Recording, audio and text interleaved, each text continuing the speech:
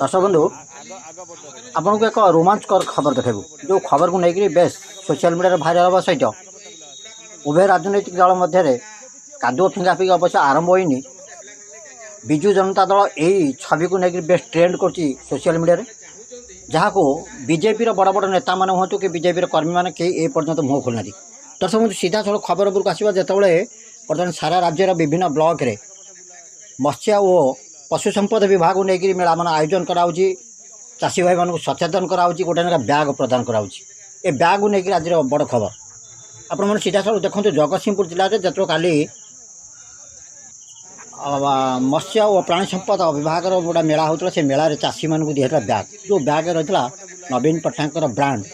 नवीन ओडिशा आम ओडिशार ब्याग जो ब्याग को लेकर विगत दिन में बीजेपी सरकार टार्गेट करता कोटी कोटी टंकार अखा ब्याग बोली कहता आज से अखा ब्याग से नवीन बाबूर अखा ब्याग को केमती बीजेपी पूरा तापर केवल स्टाम्प मारिकी मत्स्य और पशु संपद विभाग स्टाम्प मारिक लोक बांटुची सीधा सड़क भिजुआल को देखो। नमस्कार दर्शक बंधु मो चैनल को जब सब्सक्राइब न करते सब्सक्राइब करूँ लाइक शेयर कमेंट करूँ।